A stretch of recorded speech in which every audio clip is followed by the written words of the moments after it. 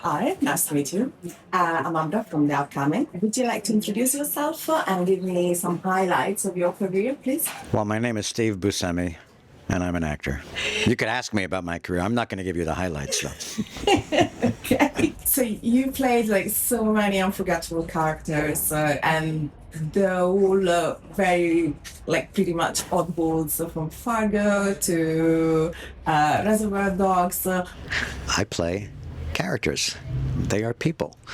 And do I have a favorite? I mean, I don't know if I have a favorite, but I love, working with a lot of people that I've worked with over the years. Jim Jarmusch and the Coen brothers, Quentin Tarantino, Alexandra Rockwell, Tom DiCillo, Sarah Driver, Betty Gordon.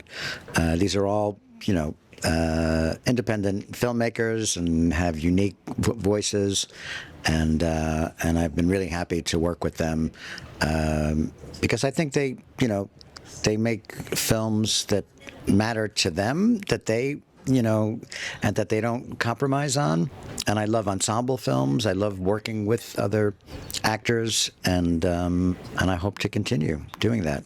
Talking about that, like, what's the actor? Like, who's the actor that your co-star that you had the most chemistry on set? I mean, it's different each time. The film that I have here in the festival, Psychotherapy, I worked with John Magaro and Britt, and I loved working with both of them. I knew of their work, and it's always exciting to work with people whose work that you know. John, I knew a little bit, just in passing, but I got to know him better working with him. Britt, of course, is on the show Severance, and she's incredible in that. And I loved working with Tolga, the director, making his first film in New York. He's made some wonderful films in Turkey, and so I was excited to be part of his first feature in the United States and in New York, which is where I live. And yeah, we were talking yesterday about you living in Brooklyn, then moving to Manhattan, and growing up on Long Island. How was the beginning of your career, and how do you think New York inspires you, like creatively? I mean, people come to New York from all over, and people who were grew up in New York, I think are the best, and I would include my parents in that. They both grew up in Brooklyn, and yeah, so New York is just what I've always known, but it has a great energy to it. It's got many different neighborhoods. It's got diversity, which is very important. And artistically, it's, I think, yeah, it's like that song, if you can make it there, you'll make it anywhere. Yeah. The hard cities, I guess London and New York, it's you're either one kind of person or otherwise you don't survive, especially if you're working creatively. I don't know, that's at least my take on it. But I think it also inspires people. It can be very intimidating. I always give a lot of credit to people who move to places like New York or London or big cities when they're from a small town and they have dreams, of wanting to be in the arts. It can be very overwhelming and very intimidating. And so, yeah, I think it kind of can reveal a lot about yourself if you're able to find your way. Yeah. And it's not for everybody, and it's okay that it's not for everybody. There's a lot to be said for small towns, which, are, what most people, most people live in the suburbs or small towns. So both things are good, but I prefer the city. Do you think like it puts you more in contact with new talent that grows up and try to become an actor, and also probably theater as well compared to being raised in LA? Yeah, I mean, New York, again, it's just a place that I know because I lived there. I didn't always live in the city. I grew up in Long Island, and that in many ways was like a small town. And I like LA. I have really good friends there, and I have worked there, and I think there's, it's just got a different pace. It's, but California is a beautiful state. But for me, yeah, LA, more of the industry is sort of in your face, whereas in New York, it's less so.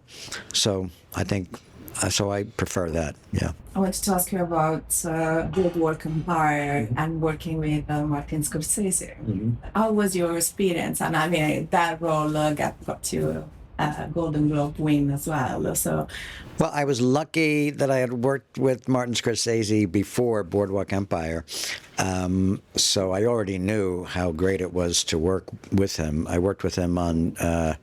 But that was a period, period drama and. Yeah. But I had worked with him on New York Stories, years before. And so I was very excited to be able to work with him in a more meaningful way because because of the character that I was playing, and just going through all of the preparation for the show. Yes, the wardrobe, the costumes, but also the history. Talking to Scorsese just about that time period, because he's knowledgeable not only about cinema, but about art and history and music. He really is, the definition of a Renaissance man, and he's down to earth, and he's funny and tells great stories, and so yeah, it was great. How much there was from the direction, and how much did you put into the character, and how integrated together? It's all written into the character. It's a great script written by Terrence Winter, who I had worked with also on The Sopranos, and Tim Van Patten was the next director after Scorsese, and I also knew him from The Sopranos. But yeah, it was an interesting time period historically, because of Prohibition and the opportunity that was now available. And that was the thing about the character that I was playing. He saw the opportunity. I don't think he realized at first what it was going to mean to him personally. And the character played by Michael Pitt, he was sort of more of a visionary because he said, look, you can't do this without being a gangster, and so as the series progressed, Nucky became, he started out as a politician, and then more and more he became a gangster because that was the only way to maintain power and control. But with that came consequences, and it got darker and darker, and he became more isolated. And it was just a great story. And that actually leads me to my next question, which is, so for Mr. Pink, apparently Tarantino chose you not because of your audition, but actually because of you saw another audition where you dressed like a criminal? I had seen an audition, that was videoed by the casting director, Ronnie Eskel, who cast Reservoir Dogs. It was a Neil Simon comedy, and I was with other actors, and we were improvising, and I thought, well, what did you see in that? He says, it was the way that you were dressed, and the way that you looked. You looked like a criminal. So I said, okay, I'm glad I went on that audition, yeah. But as a director, how does it, what are actually your criteria for casting? Do you know what I learned being a director is that when an actor goes in for an audition, a lot of times the director doesn't really know what they're looking for. So an actor can come in, and at first glance you could say, oh my God, they don't look right at all. And then you hear what they do, and you say, oh, I didn't even imagine the character in that way. I think it's important for actors to do the best they can and not worry about if they're going to please the director, or try and second guess what the director is looking for, and really just own the character. Just it's your interpretation. It may not be right. But you may do something that catches the attention of a director, and then maybe say, oh, you did it that way. I didn't see it that way. Now can you try it this way? And so that you're already starting to work with the director. So Yeah, that's my advice to actors. Yeah.